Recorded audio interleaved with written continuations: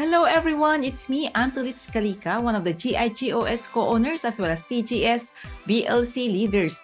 Today guys, ito na po yung part 2 na kung saan kailangan po natin i-place yung mga tokens na na-activate po natin na package. Na reinvestment po ito ni Ma'am Jennifer from Canada.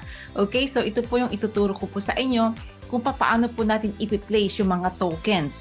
Ito po yung mga free tokens na nakuha na receipt po natin sa pag-i-invest dito kay Fractal Program under GIGOS. Okay, kung ready ka na, mag-share na po ako ng screen.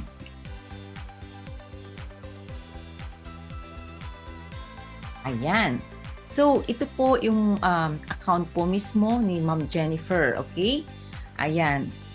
Ipakita ko lang po na kanina lang ay reinvest po siya ng package at na-accept na po ng company. Ito po yun. So, makikita po natin sa round 2, sa my contract, at accepted na po yan. Okay? So, ito po yan. Dalawa po. May bounty code plus. Okay? So, ito po yan. Now, kailangan po natin i-place yung mga tokens para nakakaipon po tayo ng mga tinatawag na tokens, and then magka-create po ito ng additional income, which is ito po yung passive income, magiging bonus po natin sa company.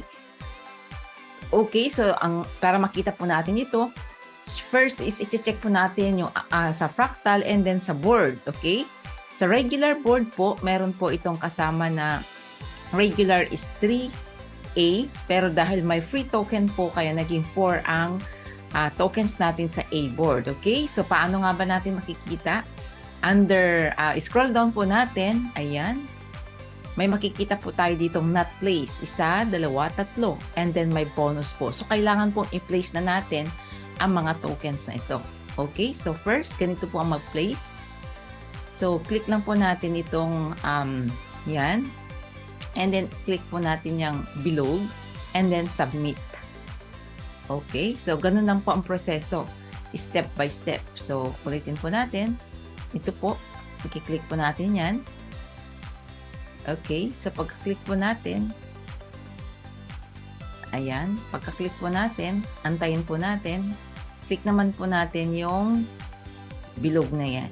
Okay, kailangan po natin i-click yung bilog na yan. Yan, so pagka-click po natin, isa-submit po natin siya. Okay, yan po yung click. Okay, yan. Submit po yun. Okay, so ulitin po natin.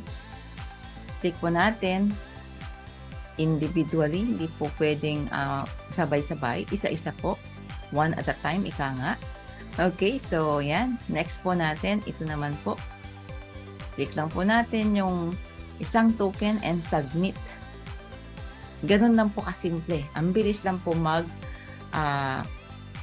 magkaroon dito ng combination. Okay, as you can see dito, may tatlo na po tayo dito. Ayan, may tatlong tokens daw sa blue line and tatlong tokens sa green line. Ibig sabihin po yan, meron na po yung bonus actually. Okay, sa bandang ibaba, meron po kung 25 euro. Okay, so meron pa pong isa. So kailangan pa po natin i-place ito. So click po natin yung bandang itaas, and then sa tokens po na yan, i-under po natin yung isa na yan. Okay? Ayan, submit po natin. And that's it for A board. And next one, punta po tayo dito sa board amp. Okay, dito po sa board amp. So, kailangan po natin i-place. Ilan po ba yung kailangan natin i-place na tokens? We have 1, 2, 3, 4, 5, 6, 7, 8, 9, 10. So, 10 ito. Okay, so i-replace na po natin ito isa-isa. Okay, so now, as you can see guys, ito po yung mga tokens po ni Ma'am.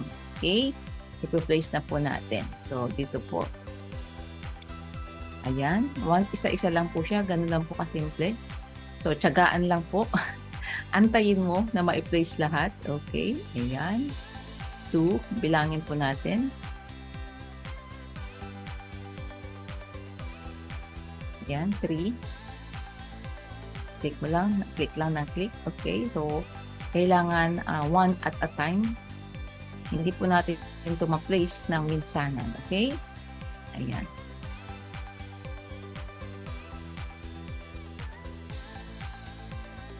Alright. Click po natin yan. Okay, so naubos na po yan. Next po tayo dito sa bandang itaas, okay? So, dito meron pang 1, 2, 3, 4, 5. Okay, so 1,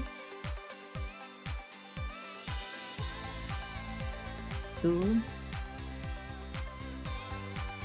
So, kailangan i-balance din po natin yung place ng tokens para sa ganun is magkaroon po to ng combination, ano? Kumbaga, pinaplano po natin yung pag-place.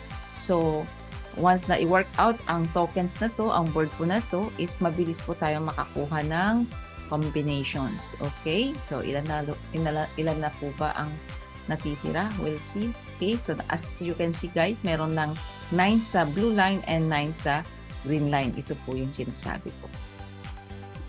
Yan, 9 sa blue line and 9 naman under green line. Okay? Ganun lang po siya kasimple. Okay. Okay, next one. Pili tayo dito sa bandang itaas. Dito naman po tayo. Okay, so I think isa na lang. Ayan, ang natira. Okay, so that's it guys. Ganun lang po kasimple mag-place ng tokens. So ito na po yung tokens na naipon natin, ano? So click po natin yan para makita mo. Sa blue line, we have the 10 tokens. Dito po sa baba is 9 tokens. Ayan. So, yan po yung kalahati niyan.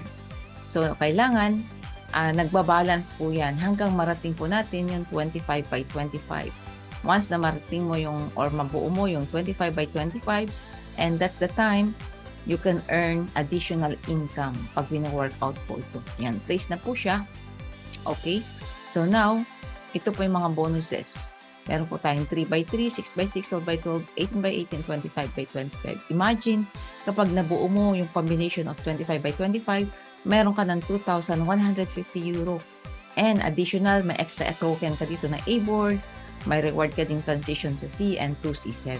Okay, so yan po natatapos yung ating pag-place dito sa package po na reinvestment ni Ma'am Jennifer. I hope marami kang natutuhan at I hope natuto ka kung paano mag-place ng ganitong board. Okay? So, kung meron kang question, just message me para maturuan at matulungan kita. It's me again, Antolitz Calika, one of the GIGOS co-owners as well as TGS BLC leaders. I'll see you on my next video. Thank you!